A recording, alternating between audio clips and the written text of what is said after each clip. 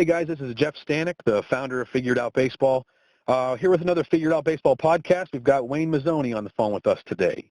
Wayne is the current pitching coach at Sacred Heart University, a Division I school in Fairfield, Connecticut, a part of the Northeast Conference. I'll give you a bit of a background on Coach Mazzoni before we jump into questions with him, but we're really lucky to have him here today. I'm excited to get into things. I love talking pitching with guys because I was not a pitching coach myself, so I like picking the brains of pitching coaches just to kind of see what I can learn and hopefully share some good information. So a little bit about on Coach Mazzoni's background. He is a Northport, Long Island native. He's a 1991 graduate of Gettysburg College. At Gettysburg, he played football as a freshman and then played baseball his last 3 years. He was an outfielder and a left-handed pitcher. He's in 1992. In 1992, he took his first coaching job as a graduate assistant at Nova Southeastern, which is a Division II school in Fort Lauderdale, Florida. That year, 1992, the team went 42-14. From 1993 to 1996, Coach Mazzoni was the pitching coach at Fairfield University, Division I school in Fairfield, Connecticut. In 1996, he had a 25th round draft pick. And then he actually took a break from college coaching from 1997 to 1999. He spent his time as an author and a speaker. He authored several books in that time, and still that's something that is pretty close to him, which I'm sure we'll get into that later. Got back into coaching for the spring of 2000. In the spring of 2002 until 2005, he was the head coach at Post University, which is a Division II school in Waterbury, Connecticut. He turned a team around there that won 6 games in 1998 to set a school record for wins several times in his tenure there. 2006, he became the pitching coach at Holy Cross, got back into Division I at that time. Holy Cross is a Division I in Worcester, Massachusetts. Hopefully I'm pronouncing that right. Kind of a little nugget there. In 2006, Coach Mazzoni actually coached Matt Blake, who is now the new pitching coach for the New York Yankees. Kind of a cool little tidbit. And then from 2006 until present, he's been the pitching coach at Sacred Heart University. In his time there, the team has been to the conference championship 8 of the last 10 years. They've won 3 conference championships in that stretch. Coach Mazzoni at Sacred Heart has had 4 pitchers that have moved on to play pro ball, including an 8th rounder in 2014. And then Troy Scribner actually became the first Sacred Heart pitcher to pitch in the major leagues when he made his debut for the Angels in 2017. His pitchers also include the 2011 Conference Rookie of the Year. He's had 9 pitchers on the all-conference team. The Sacred Heart pitchers in Coach Mazzoni's tenure have also set the school record for wins and ERA several times while he's been there. He's a well-known speaker at baseball conventions. In fact, we've got him on the phone here today on his way to a high school to speak about recruiting, which is one of the topics that he's very passionate about. He's the author of several books on recruiting, on the mental game, playing college baseball, and how to get to have an opportunity to play college baseball. He's also big into private instruction. He does both online instruction as well as in-person instruction at a local facility. Coach Mazzoni, we're very, very glad to have you here today, and I just appreciate your time very much. Well, with that introduction, I might have to hire you to come and introduce me at all my various speeches. That was unbelievable. I'd be happy to travel with you. Very happy to. That was a great job. Thank you very much. Well, let's get right into it. I'd like to start, Coach, with kind of touching on some things from resumes that stick out to me. And the first thing, actually just going in order from kind of where things started for you. You went to Gettysburg College, and you started out as a football player and did not play baseball as a freshman, and then played baseball your last 3 years. Would you mind just kind of telling us how that transpired, or how you came to give up baseball and then flip back, to baseball as a sophomore in college? That's a great question. I haven't been asked that one in a while, but really I went there with the idea that I would play both for all 4 years, and then very quickly realized that even Division III football was pretty darn competitive, and I just got thumped as a freshman. I mean, I was physically beat up running the scout team, and just there's some great stories my buddies tell about, me getting thumped on scout team my entire freshman year. But at the end of that year, I was so beat up, I just didn't see how I could continue on and play baseball that spring. So I kind of met with the coaches and said, listen, my passion really is with baseball.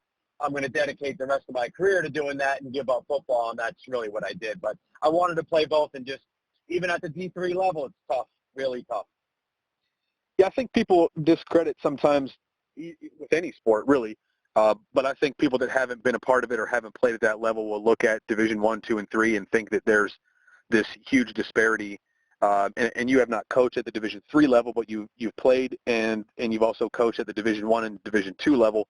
From your experience, would you just kind of tell people that are, maybe we have some kids that are listening out there that are in high school or high school coaches, really what you've seen to be the difference between the different levels? I mean, you can speak from your football if you'd like to, but also baseball. Really what's the difference? How much of a difference is there going from Division 1, 2, 3, even NAIA ball? Like, where does that fit in? And what have you seen just from those levels for yourself? Oh, that's a great question. And I think the high school coaches and the travel coaches get it. They understand the difference in levels and how good Division 3 is. I think before I answer that question, that the parents and the athletes are the ones that don't understand how good Division 3 is, mostly because they've never seen it. So they've never watched a team practice or play. They don't realize the talent, the commitment, the size of those Division 3 athletes. In my experience, the best guys at the Division 3 level definitely could play Division 1 baseball and probably every sport. I think your average guy is definitely missing something in terms of whether it's speed or strength or skill. There's definitely a difference between, especially your higher end Division 1 and Division 3, but your average high school baseball player, Joe Average, is not good enough to make your average Division 3 team, and most people just don't realize that, again, because it's not on TV and they just don't go watch it in person, so they don't know. I think it's what you just said is something that I've heard before on podcasts and just talking with coaches in general, but the real benefit of just going to watch whatever sport you play at various levels. If you want to play baseball in college, go watch a Division 1 team that's around you, but also go watch a Division 2 or Division 3 or a junior college team, and really that's probably one of the best ways to get an idea to figure out where you fit in. Would you agree with that? 1,000%. It's probably the best way, and it's something, again, I do a lot of these speeches, and I'll ask people in the audience, how many of you have been out and seen a D1, 2, or 3, and almost no one. So very few people have seen Division 3, and they're making a judgment just from their gut, which is more than likely incorrect. And I'll tell you just as a personal story, my brother was 3 years older than me, and he played Division 2 baseball at a nationally ranked Division 2. And maybe it was just because he's my brother, but I always looked at him and thought that I was better than him. So I had my mindset on playing Division 1, and when I got there, it was just a much, much different level than you're used to seeing on an everyday basis. So even sometimes having a player next to you that you play alongside who plays at a certain level, that's even sometimes difficult to really get a great gauge. So I think just watching games is a great way to go about it. Yeah, and you see that a lot in summer ball. With summer collegiate leagues, there's a lot of kids from the different levels, even D2 and D3 schools mixed in. Those kids hold their own. Now, obviously, they're the better players at D3, but something happened to where they just got overlooked. I mean, I don't want to sidetrack us, but we have a kid, probably the best player on our team, started out at a D3 before he transferred in because he got hurt in high school and kind of got overlooked recruiting-wise and then transferred in, and he's an absolute stud. So you just never know. That happens a lot. As a former junior college coach, that was like what we lived on in junior college was guys that got overlooked for one reason or another, guys that got hurt and missed their junior year or sophomore year, some of the big recruiting years, and you can kind of scoop them up that way and get lucky finding the guy. There's something else in your bio, Coach, that I'd like to just ask you, well, kind of related, about multi-sport athletes. So you're somebody who played a couple of sports in college, and you got that experience. But I don't know what it was like when you were younger. I think everything seems like it's things get a little more, I don't want to say one-sided than as, I think people a lot of times will say, 10 years ago or 20 years ago, this was way different than it is now. So I don't know if this is the case with this, but with multi-sport athletes, I believe that there is a push now for kids to really specialize at young ages. And at least from my perspective, I think that it's maybe because things are so competitive, sports are so competitive to try to compete for a scholarship that kids feel like if I don't play this sport all year round, I'm going to get passed up by somebody who does play all year round. And I think there's probably a bit of legitimacy to that. But what's your take on kids playing multiple sports? Has it changed over the years? And as a Division I recruiter and pitching coach, what are your feelings and thoughts looking at a high school kid who plays one sport compared to multiple sports? That's a great question. I got a lot of feelings, and I'll kind of give you the two sides. I think why it's come about is that basically, a lot of people that have started travel teams, I'll just talk about baseball, but, these well-intentioned people that started these travel clubs are doing it because they love coaching. So they want to coach. They're not going to be high school or college coaches, but they start travel programs, and obviously that's pay for play.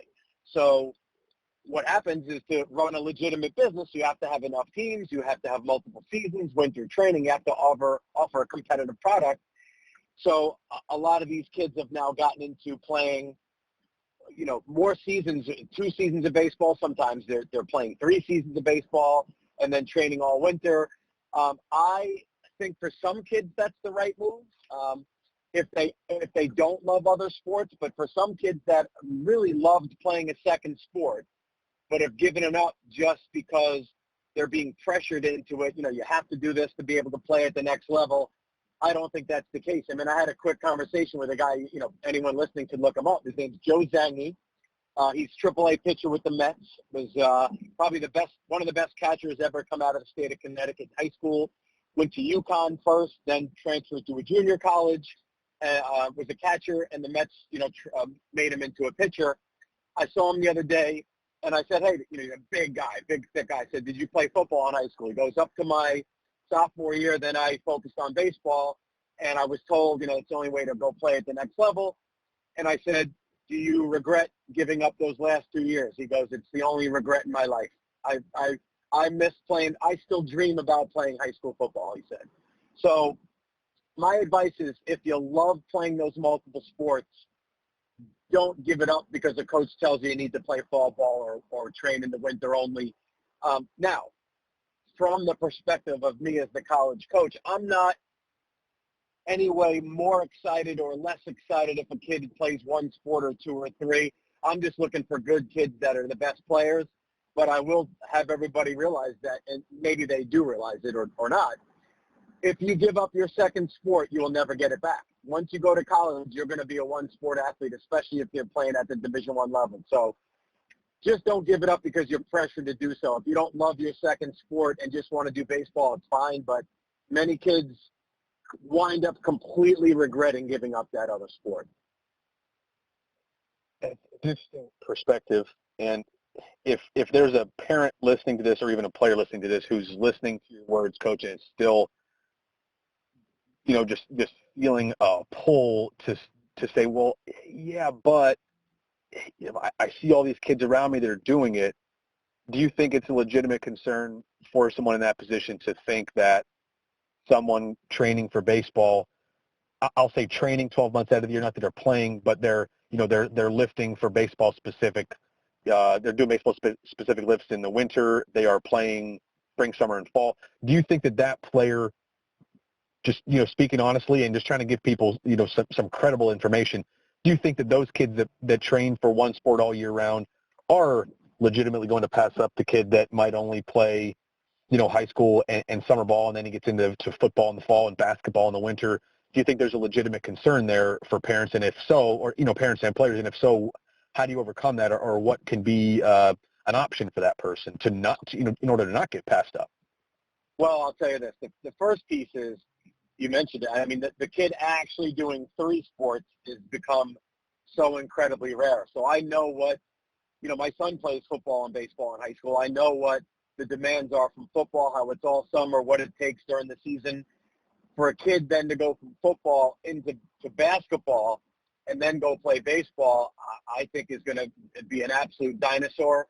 But at the same time, I do see a lot of those kids just training baseball year-round. And I think you just lose a little bit of a competitive edge sometimes. And there's only so many tee swings you could take. There's only so many pens and lessons you could take. And you certainly will get better focusing a little bit on one sport compared to say 2. But, I mean, my son again, I don't want to make it too personal, but I love that my son plays football. He learns toughness. He learned so many things, and we got back in the cage yesterday, and he started to hit, and he was like, holy cow, the ball's jumping off my bat. I go, yeah, because you gained 12 pounds during football with lifts 3 days a week, and, and now you're back in taking these swings. You're pumped to be back in the cage as opposed to going, oh, my God, I got to go back in the cage again. So everyone has to make their own decision. I just wouldn't want parents to actually be thinking, oh, my God, my kid can't play, 2 sports and still play at the college level for baseball. It's just not the case. What do you think about a kid, and obviously there's a lot to it, but what do you think about a kid, because committing is happening so early, kids that are going to Division I schools, it seems like, Power 5 type kids are committing as freshmen and sophomores in high school, and, mid-major Division I guys are committing as sophomores and juniors, which is earlier even than, 5 years ago when I was coaching. It seems like everything has jumped up a year. But what do you think about a kid potentially, whatever his big recruiting year was, maybe focusing on one sport that year and then going back to a multi-sport thing as a junior, senior after they commit? Is that something legitimate that it maybe could be, just a solution to part of the issue, or am I kind of off base there?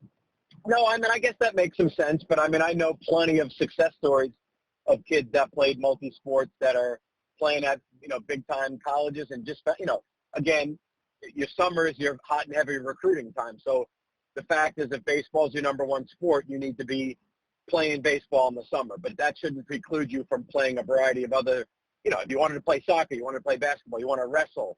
I think coaches are going to like that. In our state of Connecticut, the best program is UConn, where Coach Penders and their staff, they do an unbelievable job. And I know firsthand that he tells kids that he recruits as multiple sport athletes that he wants you to keep doing what you've been doing. He loves it's made you more athletic. It's taught you so many things you couldn't learn just playing baseball year round. So there's very few coaches I know that would try to encourage high school kids to only play baseball. Yeah, I think that's something that's pretty consistent. You rarely, if ever, maybe never actually, now that I'm kind of thinking about it, but rarely, if ever, hear a college coach saying, I think that you should definitely go down to one sport by this time. I think when you hear college coaches talk about it, it's usually the multi-sport athlete is a good thing. Agreed. So just to kind of touch on another point that you just made about playing summer ball, if there's someone, again, listening to this, whether it's a coach or a player or a parent, who really wants to play baseball in college, do you think that it is an absolute necessity at this time, at this point where we are, 2019, 2020, spring of 2020 pretty soon, do you think it's an absolute necessity to play summer ball to get recruited, as opposed to people thinking that, well, I'll play high school baseball and I'll get seen then? Do you think it's an absolute necessity to play summer ball? I would say very much so, unless if you pump 93 to 95, you're probably good. If you run a 6.3, 60, or you crush home runs, and you can, and if you're that good, you're probably going to want to keep playing in the summer because it's fun. You're beating everybody. I know kids, and this is its own separate topic. I know kids that play high school, don't play summer because they want to showcase themselves. So they go to camps and they just pick events that are best for their recruiting, which I don't really like, because I think they don't get a chance to play baseball enough. It should be fun to play baseball.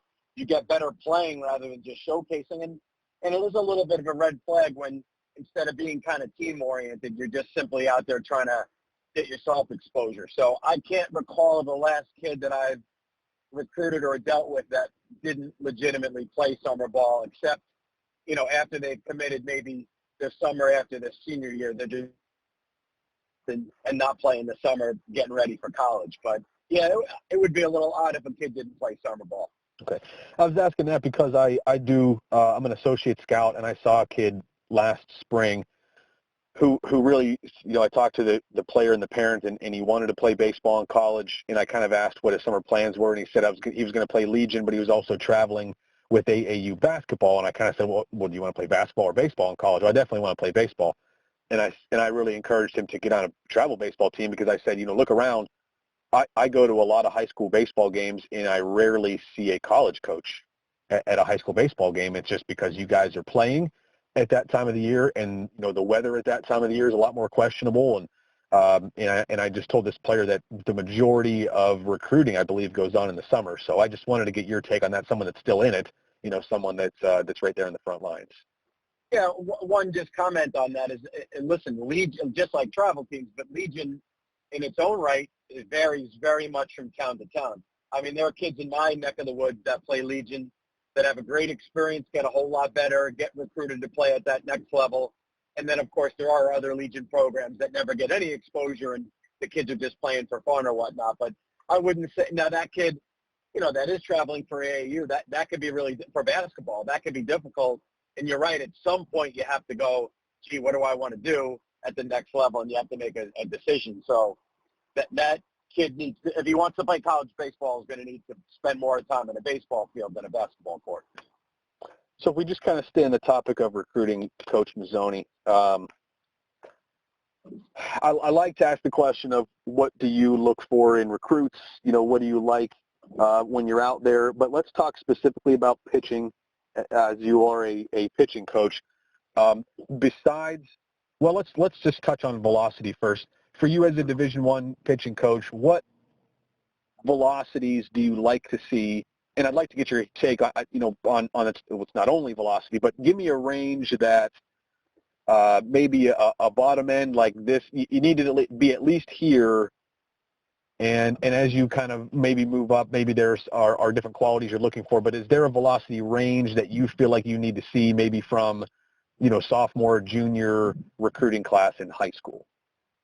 Yeah, I would say that to get any serious, to even move it any bit forward, if you're not throwing 82, 83, it's just not going to be that interesting because, and the reality, and this is, boy, we could talk about this for hours and hours of, is a kid that's throwing 79 with pitchability and 3 pitches and movement and location, is he probably better than the kid throwing 84 with 1 pitch and no real off speed, et cetera? Probably, but the fact of the matter is if I see a kid throwing 79 with pitchability, in my head I'll think, well, I'll just find a guy throwing 83, 84 with pitchability. So velocity, if nothing else, is used just to narrow down the list of kids because there's just so many kids pitching a baseball that now you could say, all right, until you're throwing 82, 83, I'm just not all that serious about getting any further. Now, I might say, boy, I like this kid's delivery. I like everything. I heard great things about him. I love that he plays center field, and he's only 79, 80. Now, I'll keep track of this kid, but, unless you're throwing 82, 83, it's just probably not going to get my attention. Okay. That's from the right side, I'm assuming, or both? Yeah, probably would say both. Now, I mean, eventually, we run the gamut. I mean, I've had freshmen walk in the door throwing 87, 89, both righty and lefty. But I've had guys, the kid Scribner, came into Sacred Heart throwing 83 from the right side, left throwing 89. It's the only big leaguer we've ever had. So, you learn along the way. It's more than velocity. Obviously, if you have certain qualities and then your velocity keeps going up, you become tremendous. But, yeah, I mean, the lefties always can be a little bit lower on the velocity, but, mid-80s, you start getting really into starting to take them seriously. And then if they get to upper 80s, that's kind of where you'd want them. And then for us at Sacred Heart, and this is not a slight on our program, but, if I see a guy throwing 92, 93 at an event, I probably wouldn't even waste my time because I'm generally not going to get a kid out of high school throwing 92, 93. He's going to pick a bigger program or he's going to get drafted. So, I want you to throw hard, but not too hard. That's a great script. Great script. All right, so besides velocity, going out and looking for pitchers, what can a kid do to you to stand out? Because you're right, there are so many people out there that are pitching a baseball that are trying to find a scholarship that want to play Division I baseball. What are some things besides velocity that stand out to you that make you pay more attention to a guy, make you want to have that guy, pitching for you? Yeah, the easy thing is, first of all, command of 1 or if not 2 legitimate secondary pitches that you will throw at any time. So if I watch a kid, he's throwing 82, 83, 84, and he's in a 2-1 count and he spins a breaking ball, or at 3-1 he throws a changeup, I get crazy excited, right? I mean, because that just shows trust in a secondary pitch. So I'm looking for, obviously, ability to throw strikes, but also command. But it's that guy will have a legitimate go-to secondary pitch, and if he's got two go-to secondary pitches, that's going to set him way apart of everybody else. And that would be step one. My next thing would just be probably athleticism and tempo. You know, is this kid fun to watch pitch? Do they command the mound? Do they pitch with tempo? Do they move athletically with a good delivery? That kind of thing. So it's the way the ball out, but also how they kind of their mound presence, I guess I would say. Okay, I'm going to ask just maybe a dumb question, but I'd like you to expand on a couple of those things. Can you describe when you say command and being able to throw a ball, you know, a pitch at any time, at any count? Can you describe, just go a little more detail about what you mean by when you want to see command from a high school player? What does that mean? I know that last season our two top guys, our main top guy was out with Tommy John, who's a real legit prospect. So our two top guys became two right-handers. One that's about 82 to 84, the other about 85 to 87. And they were the best guys that I had all year for one simple reason. They throw any pitch at any time, 2-0 changeups, 3-1 sliders, 3-2 curveballs. They don't really care. So I know that that's done extremely well for us. I had a lefty about 84 to 85 that kept LSU scoreless through 6, throwing any pitch at any time. So when I'm out on the road and I see a kid throwing 82, 83, 84, but I see a 2-0 changeup or I see a 1-0 curveball, I get excited because I know that will directly play successfully at the next level. And if that velocity keeps going up while he has that command, command is harder to teach than velocity. You get velocity by mass, by strength, by maturity. Command can be really harder to teach. So I'm more geeked up by a guy throwing 2 or 3 pitches for strikes than I am just a guy with sheer velocity without any secondary pitches to back it up. Okay. Does command, to you, mean that in addition to throwing any pitch in any count, does that mean that 2-0 pitch needs to be a strike? Or does that mean that the 0-2 or the 1-2 pitch needs to be a pitch that starts in the zone and goes out of the zone? Is that part of command, or is it more just kind of like when you're describing command, is it for a high school player, is it more just being able to throw any pitch in any count and feeling comfortable with it, like having the feel to throw, you know, that you're not afraid to throw a 2-0 changeup? That's an excellent question. For me, you know, I ask my guys, I ask kids at camps, all these kids, I'll say, you know, rank your confidence in each one of your pitches on a 1 to 10 scale. And the guys that will give me an 8 or above on every pitch that they throw do extremely well. So if a kid says, I have a 9 confidence in my fastball, I can throw it in, out, up, down, 2-seam, 4-seam. You know, my curveball is a 6.5 and my changeup is a 3. That's not going to be, it's really going to be great.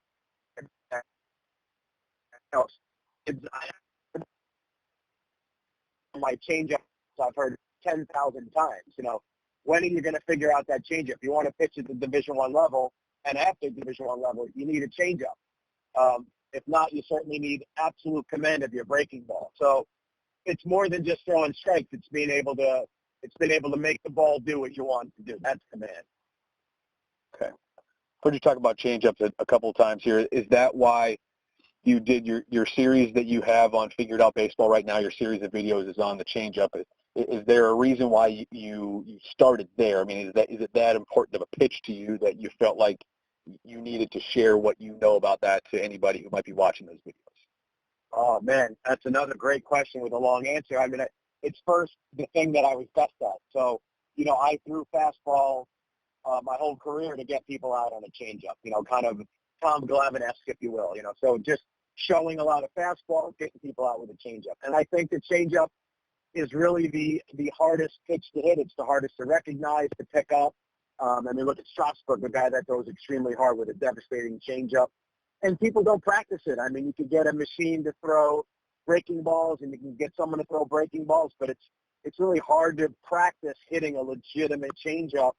So the guys that have had truly the best pitchers that I've ever coached in my 20-plus years of college coaching have all had legitimate changeups. So And it's something that could be learned, but a lot of guys don't because they're trying to get velocity and they're trying to get a breaking ball, but they're always tweaking their changeup. They're never really learning and commanding and trusting their changeup. So it's definitely a passion.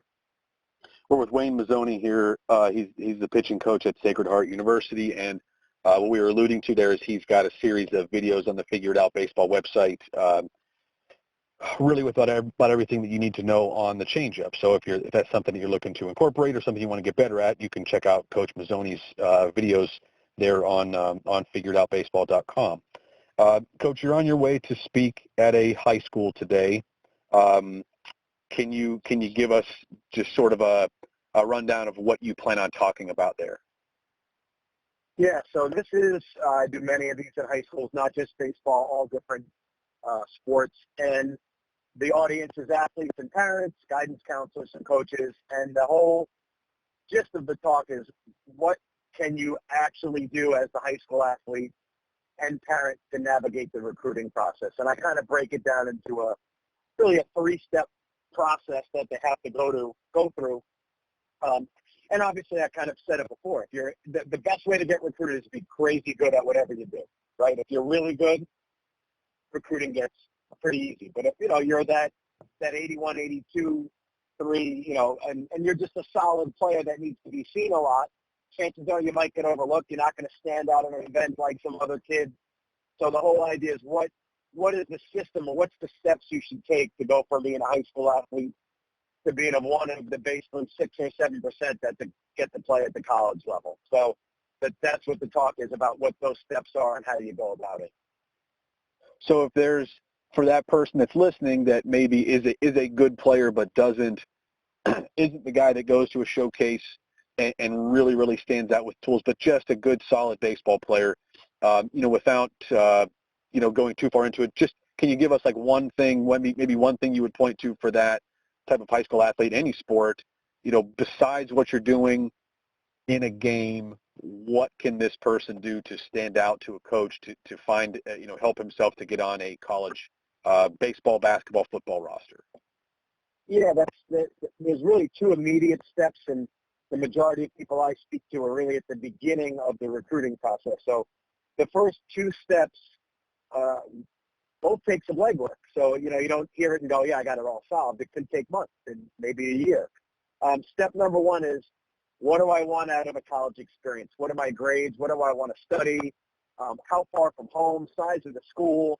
Why I want to be in the city or the suburbs or the country? You start to figure out about yourself and what you want, so you could start narrowing just the kinds of places you think you want to go to, not even factoring in the sport. And that's really done by just visiting schools. I mean, anytime someone's traveling for a holiday or visit somebody, if you could pop into 3 or 4 local schools that are in the area and just go, do I like these kind of places? And ultimately, if you're able to say some things about what you want, you start to shrink the list down, because it's just overwhelming. It's an overwhelming amount of schools where you could attend and play college sports. So the more factors you can shrink it down is going to start getting you in the right direction. And then the second piece, and we kind of talked about it earlier, is how do you figure out how good are you at your sport? Because mostly you're using your own gut, or your parents are telling you how great you are. I mean, we already said I went to a Division III school.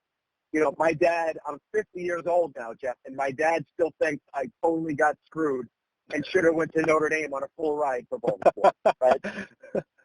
And parents think this because they love their kids, and they only see a small group of the kids trying to play at that next level. So the more they can ask their high school coach or travel coach or a scout, or go watch games, or go get evaluated at a showcase and say, hey, listen, you're probably a D2 player, maybe a couple of D1s you could play at, some of the better D3s. Now you have a list that's manageable, and then it makes all the other steps much more easier to do. And, you alluded to it before. You've coached college baseball. You've been an associate scout. You still are. I mean, I guarantee you could take, the local high school kids and grade them out and pretty much earmark where they're going to go based on their current trajectory. Now, they could get a lot faster and stronger and dedicate themselves and blossom, and maybe they change their path. But I've been doing this so long, so have you, so are the high school coaches, the travel coaches. We're usually pretty spot on of where we think a kid's going to go. So they got to start asking people. And when you're able to narrow your list to 10 to 20, even 30, 40 schools, it just makes everything else much easier than going, yeah, I want to play anywhere at any college. It becomes overwhelming. In my experience, is usually the kid that says, I'll play anywhere. Well, it takes that school from anywhere to call them for that kid to say, yeah, I don't think I want to go there. So it's just exactly a funny story, but there are when I go out to scout guys locally, if I see some uncommitted kids, I will send off some emails to some coaches. I'll get video and send off an email and say, like, hey, I think this kid might be able to play for you. He told me he is willing to play, wherever this coach is. And there was one kid that legitimately said, I'll play anywhere. And I said, you're telling me you would go play in Canada? Yeah, I'd play in Canada. You'd play in North Dakota. I'd play in North Dakota. You'd play in California. I'd play in California. So he was kind of to me, he had some things about him that screamed junior college. So a junior college from Montana called him, and he very quickly said, yeah, I don't want to go to Montana. So it's kids will say they'll play anywhere until they get a chance to play anywhere, and then they realize that it's not so true after all. Yeah, it's like the guy that's out of work and says, I need a job, I'll do any job. Then you get a job, and it's an awful job. It's not so fun to have that job anymore. So let's just stick with recruiting. I'm really enjoying the recruiting conversation. You've written books on the topic. You have obviously been recruiting in college for a long time. You've been recruited as a student athlete. So let's stick with this. What do you think, Coach, is the most difficult thing to recruit when it comes to pitchers? Just as an example, I think that probably one of the easiest things to recruit is velocity. Anybody can sit there with a gun and hold the gun up and say, well, that velocity plays or that velocity doesn't. What's something that you have found difficult to gauge and that maybe is maybe I don't know if inaccurate is the right word, or maybe something's just inconsistent with recruiting, that sometimes you really like this, a kid shows up to campus and it's not quite what you thought? Is there anything you can think of or point to with that?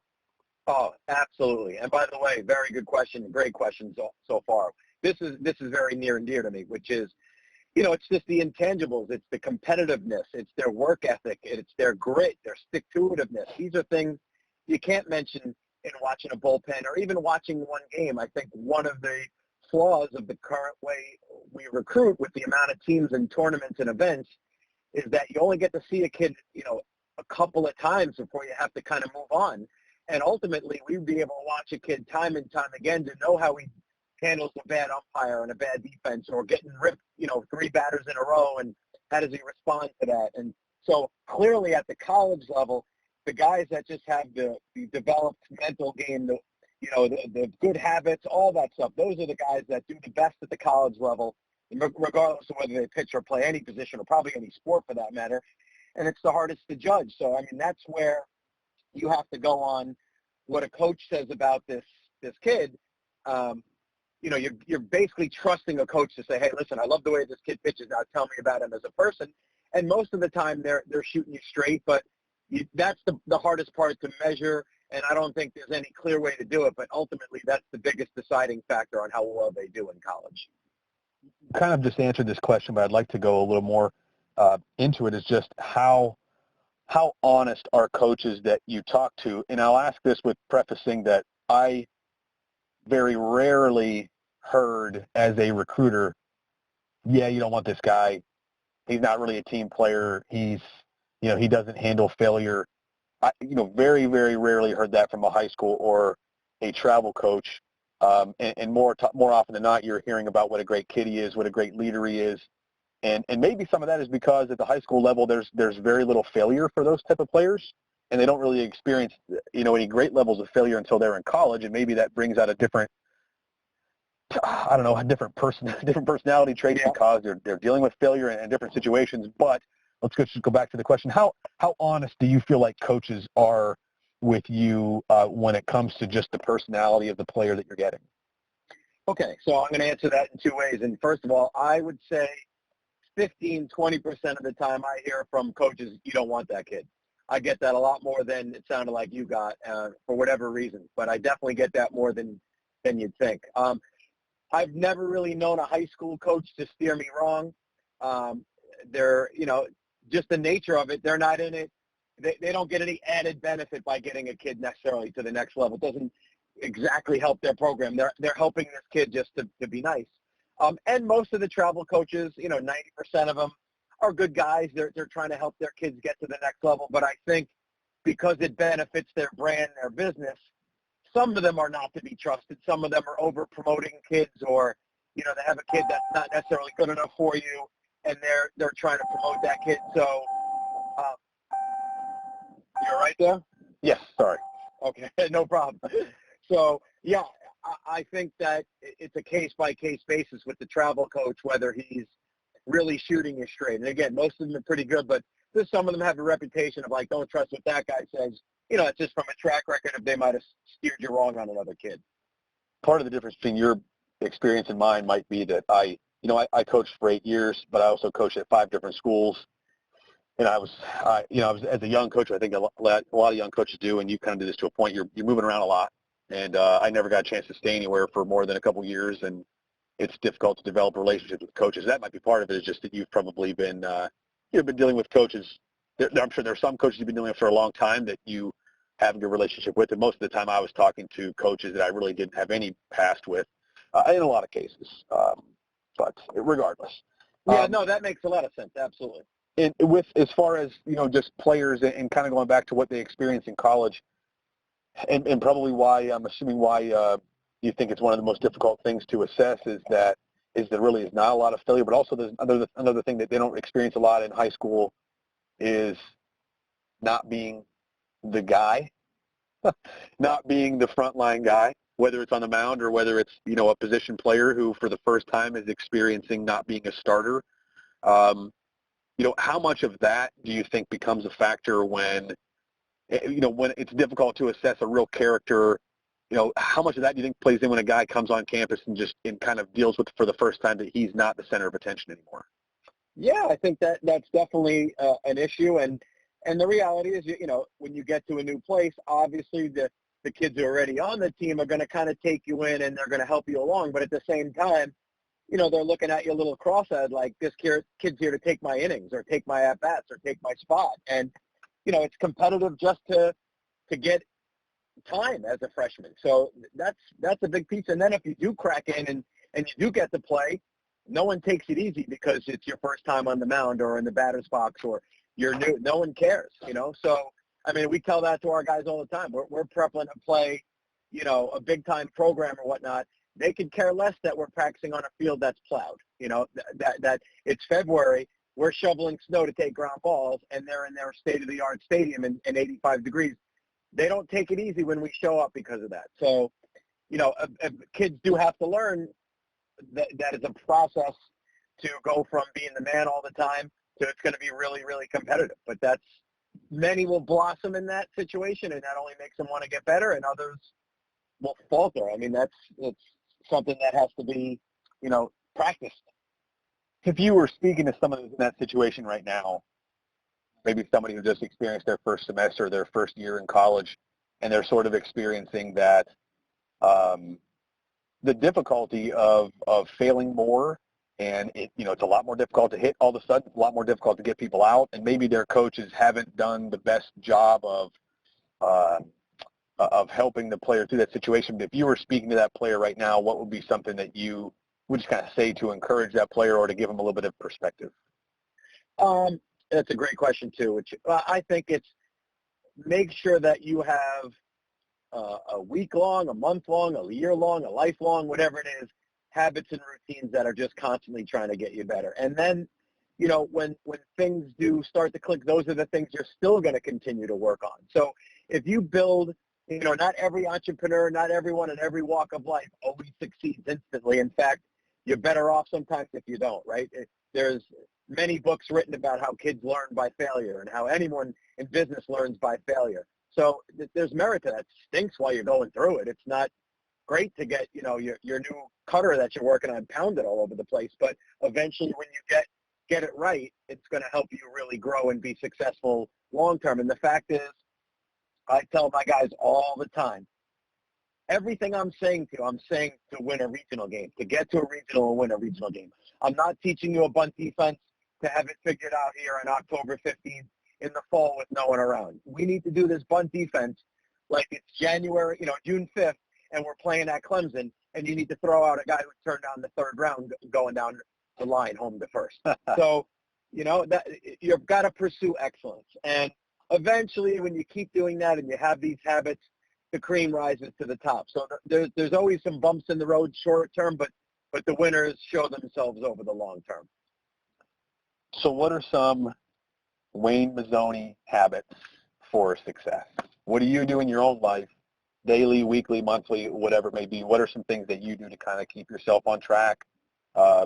Make sure that you are doing some things you need to do to continue to be your best. Oh, boy, that's another unbelievable question. I mean, the fact is, this is something I try to impart on the college guys, although I know I wasn't ready at their age. But, I'm much more of a learner now, a lifelong learner now than I was back then. Back then in high school, college, you were just trying to get through it to get the grade. Now I just love learning. So whether it's about baseball or anything. So me personally, I have two things that are crucial to me. Number one is I try to get a very, very, very difficult workout in every day. So in 2019, in June, I did my first ever Ironman, which was a great experience. Swimming, biking, running at a level I've never done before. Now I'm doing CrossFit. So I wake up every day and have to get in a very difficult workout early in the morning before my day even gets started. So that's one key piece that keeps me locked in and keeps me energized, helps me sleep, makes me nice with my wife and kids and all that. And then the second thing is I try to do some type of mindfulness thing, whether that's a guided meditation, breathing, some kind of awareness. It's easier now to get distracted in life more than ever with these crazy phones that we have, so you have to carve out time to just be where your feet are, breathe, enjoy your company. I think it's the biggest issue all humans face in 2019, 2020, or whenever anyone listens to this, is how to be where you are. Just enjoy the conversation, that's what baseball practice has become in a lot of ways. I love that the guy has 3 hours off their phone, off playing Fortnite, Call of Duty. They're just locked into what they're doing. And the earlier you can learn to just enjoy the moment, because life is a gift. You don't know how many of these you're going to have. That would be something I would try to impart to everybody. Words of a wise coach, for sure. The mindfulness. I got gray hair. It didn't come there by accident. I love it.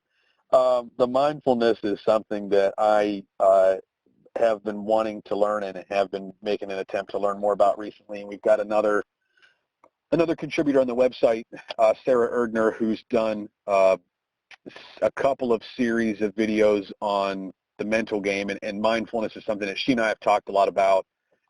Could you just describe to people, you said, be where your feet are, but how do you do that? How do you, as a teenager, what does a teenager need to do or should be doing to just kind of take some time to be mindful of where they are? I know it's maybe just a backwards type of question, but to somebody who's got their phone in their hand all the time and has got a million things happening, and I really believe that kids today are busier and are being asked to do more things than maybe any other generation before. So what is a young person supposed to do, or what can a parent encourage their child to do just to be more mindful day to day?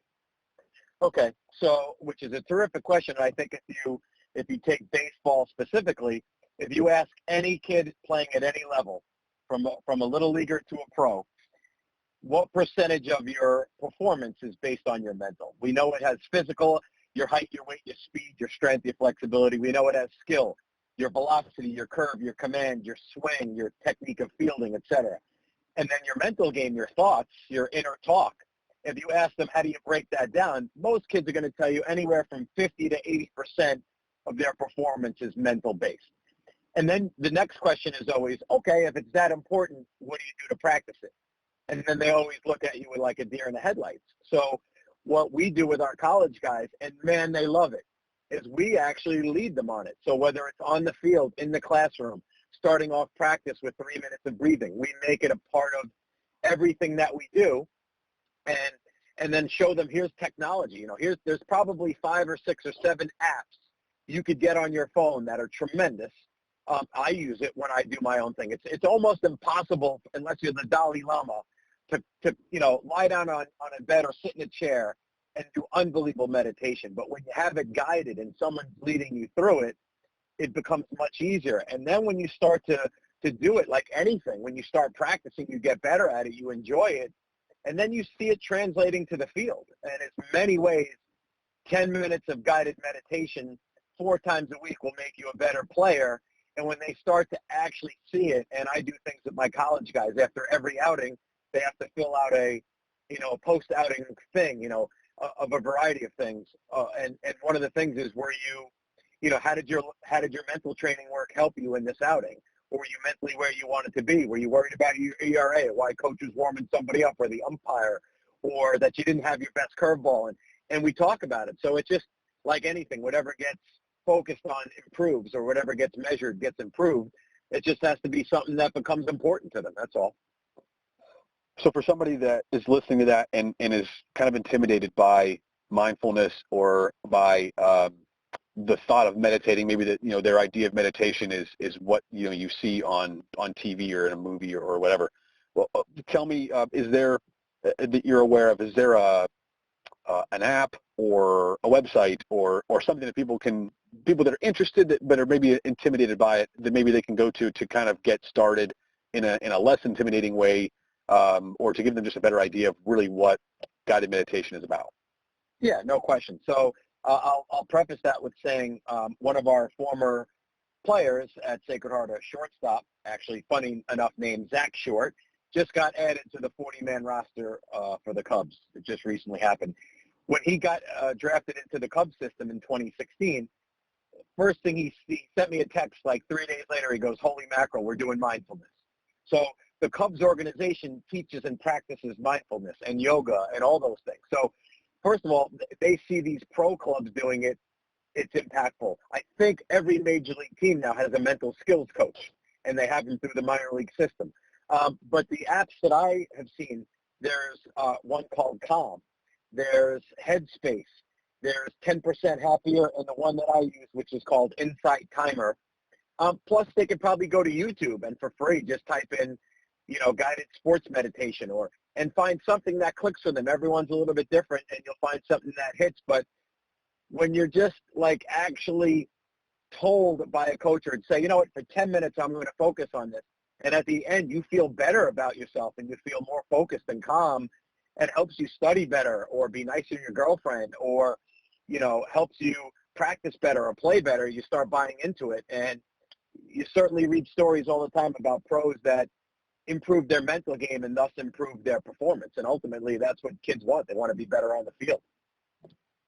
No question. And I know for me personally, not that people want to hear about me personally, they came here to listen to you, but I have 3 kids that are 5 years and younger, and it's very difficult to find time to exercise some days and to meditate. But I know that on days that I do it, I'm just better in all facets of my life, as far as how you interact and treat other people, to just how you're feeling about yourself, and just kind of the clarity of your mind. So I can just speak to it personally as well. I'm not a coach and I'm not an athlete anymore, but just in your basic life, everyday life, it's impactful. Well, and I'll tell you, a couple things, which is, number one, you need it as much as anyone, right? Just like they say on an airplane, put on your mask first before you help anyone else. If you're better at Jeff Stanek being Jeff, you're going to be better, to your kids. And we probably don't want to cover it on this podcast, but when the record button is off, I'll give you some very good ideas for you personally of how you can get some exercise and mindfulness during the course of having a job, being a husband, and raising 3 very young kids. I can give you some tips from been there, done that. I appreciate that. When the record button's off, we're going to get into it. Yep, you got it. Let me ask you just 1 or 2 more questions, Coach Mazzoni, and then I'll let you go. We've been talking about a lot of great things. We've gotten into a lot of good things, but I'd like to just kind of, switch gears just a little bit and ask you about yourself, which really we haven't spent any time talking about you, which I probably would have expected, coming into this, other than kind of getting through your bio.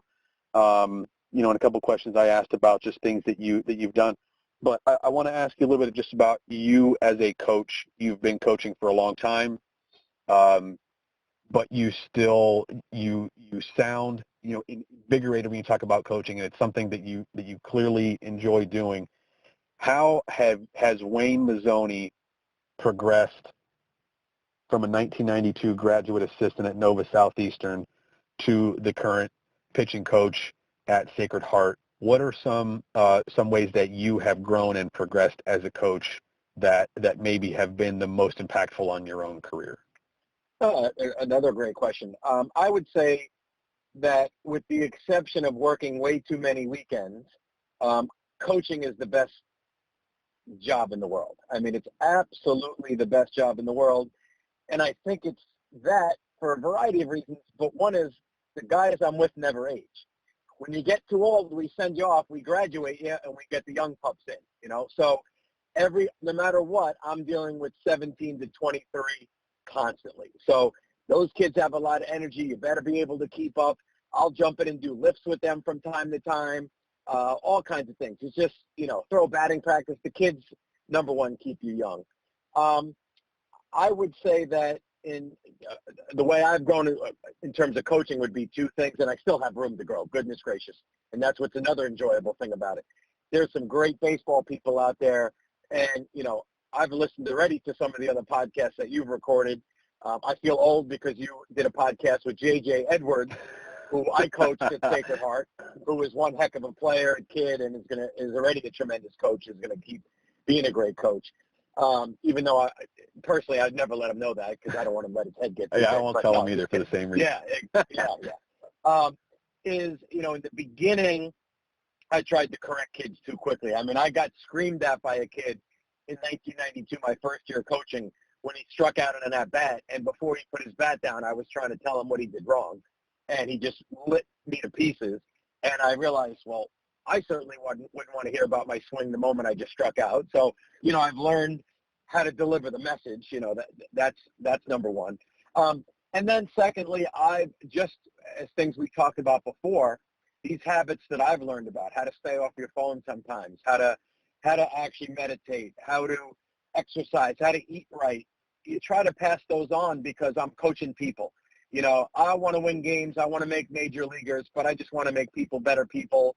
And sometimes they'll get the message when they're a sophomore, and sometimes they'll get the message when they're 32 and they're changing jobs and they got two kids, or, you never know. I mean, I get texts and calls from guys that want to change careers and need advice, and that's the stuff, kind of the counseling side of it that I enjoy. I still enjoy, of course, the baseball piece of it, the competitive nature of it, but the part of helping people grow never gets old, and that's why I think it's the greatest job, and I'm passionate about it.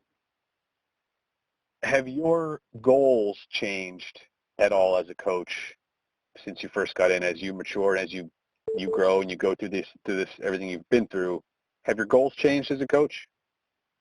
Do you mean my personal goals or the goals for my team? Personal. Your personal goals as a coach. Oh, 1,000%. I mean, I've now been at Sacred Heart 14 years. I've had opportunities to leave for the quote-unquote bigger, better paying job, whatever. And I haven't taken it because I kind of got to a place where I love my house. I love my neighborhood. I love my wife and kids are very happy. My personal life is way overtaken my professional life in terms of the big picture. So, I mean, I'll look at sometimes these dudes, Lord knows in college football, that have had 17 jobs, and I get it, but, my wife is a teacher. We like our lives. So what ultimately, back in my 20s, I would go, I just want to be the head coach at Clemson. Now I just want to be a coach. I don't care what the circumstances are, great field, not a great, I still want to improve, but I just want to coach people. So I've changed in terms of what I thought, you always thought you'd be happier at a bigger, better program, and now I don't feel that. I just think that's probably is something that a lot of people will experience as they get older, no matter what their job is. But I like to hear it from other people and love to hear your perspective on things. I've really been enjoying this podcast, and I hate to let it go. We'll probably have to do another one of these at some point. I think there's still a lot of things to talk about.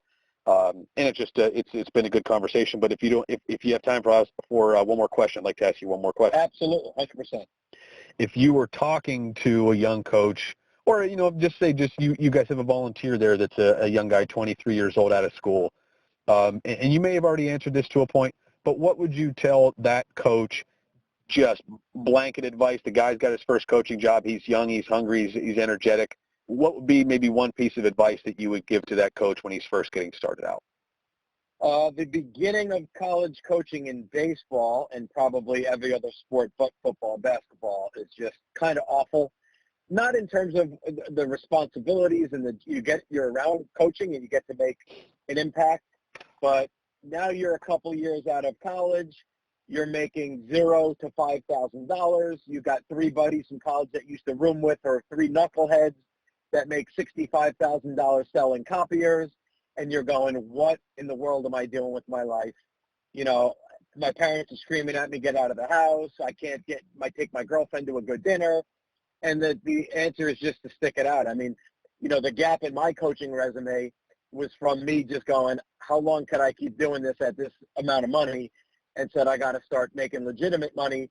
And then when I met my future wife, I said, I found the woman. Now I got to get back into the career that I always loved, and that got me back into coaching. But the beginning of coaching in baseball and non-revenue producing sports at most places is just terrible. So if you want to do it, invest in yourself, learn, network, stick it out for the long haul, and you're going to be absolutely A-okay. If you go, I don't know if I really like this, I don't like coaching, I don't like this and that and the other thing, get out now, start getting into another career and build yourself up there.